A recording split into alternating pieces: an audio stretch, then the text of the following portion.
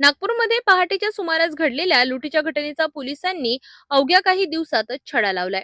City परिसरात एका व्यक्तीला हल्ला करून त्याच्या गळ्यातील सोन्याची साखळी लुटणाऱ्या आरोपीला पोलिसांनी अटक केली असून त्याच्याकडून चोरीचा मुद्देमाल जप्त करण्यात आलाय। ही घटना नागपूर शहरातील इम्प्रेस सिटी गेट परिसरात घडली। मिळालेल्या माहितीनुसार 8 मार्च रोजी सायंकाळच्या सुमारास फिर्यादी मेयो हॉस्पिटलमध्ये ड्युटीवर जाण्यासाठी सिटी परिसरातून दुचाकीने जात होते। त्यावेळी इम्प्रेस सिटी गेट ते लोटस शोरूम पॉइंट चौक दरम्यान त्यांना धक्का देत खाली पाडण्यात आले आणि मारहाण करण्यात आली। यावेळी काळ्या रंगाच्या स्प्लेंडर मोटरसायकलवरून आलेल्या 2 अज्ञात इसमांनी फिर्यादीच्या गळ्यातील 2 तोळ्यांची सोन्याची साखळी हिसकावून पळ काढला।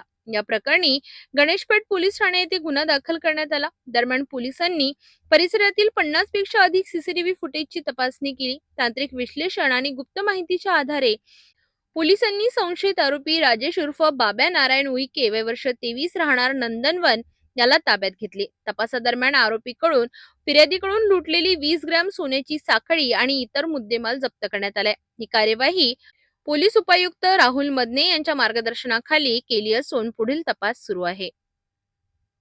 यातील जे फिर्यादी आहेत ते मेयो हॉस्पिटलला इंटर्नशिप डॉक्टर आहेत। त्यांची 8 तारखेला सकाळी मॉर्निंगला 4 वाजतापासून ड्युटी होती। ते ड्युटीसाठी माडा कॉलनीतनं मेयोला चालले होते।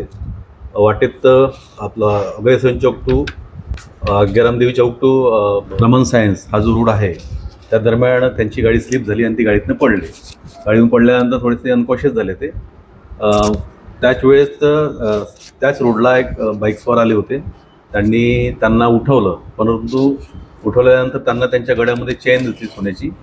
तर त्यांनी त्यांचा इरादा बदलला आणि त्यांनी चेन खेचून ते चेन घेऊन ते पडून गेले। त्यानंतर डॉक्टरचे त्यांनी फोन केला त्यांच्या मित्रांना, तर त्यांचे मित्र आले व त्याला हॉस्पिटलमध्ये ॲडमिट केलं। पडल्यामुळे त्यांच्या डोळ्याला दुखापत झाली होती। तर त्यांच्या मित्रांनी सुरुवातीला पोलीस स्टेशनला माहिती दिली की अशा प्रकारची घटना घडलेली आहे म्हणून। त्यानुसार आमचे पोलीस मेयो हॉस्पिटल जाऊन जखमींचं स्टेटमेंट घेतलं। जखमीच्या स्टेटमेंटवरनं चेन स्नॅचिंगचा गुन्हा दाखल करण्यात आला व आरोपी शोध करणे सुरू झाले। सदर वेळी सकाळची असल्यामुळे प्रत्यक्षदर्शी साक्षीदार कोण नव्हते, फक्त आमच्याकडे एक तांत्रिक तपास बाकी होता। आम्ही शेवटपर्यंत म्हणजे कंटिन्यू 8 तारखेपासून ते 11 तारखेपर्यंत सीसीटीव्ही फुटेज आणि बाकी जे तांत्रिक तपास आहे तो पूर्ण केला व त्या तपासावरूनच आम्हाला आरोपी निष्पन्न झाले। सदर गुन्ह्यामध्ये 2 आरोपी आहेत। एक विधी संघर्षग्रस्त बालक आहे व मुख्य जो आरोपी आहे राजेश बाबा नारायण उईके राहणार हा नंदनवनचा आहे। हा 25 वर्षाचा आहे।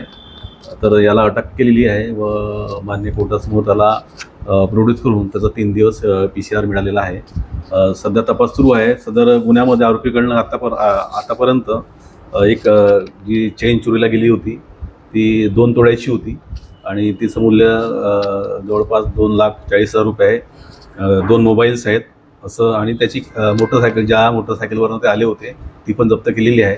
असा एकूण 2,80,000 मुद्देमाल जप्त करण्यात आलेला आहे। सध्या आरोपी PCR आहेत आणि पुढील तपास सुरू आहे। सदरील याच्यामध्ये आमचे DB पथक आहेत, PSI नाचन व त्यांचे सहकारी आहेत। यांनी सदरची कामगिरीसाठी प्रयत्न केले आहेत व त्यांच्या प्रयत्नामुळेच सदरील गुन्हा हा उघडकीस आलेला आहे।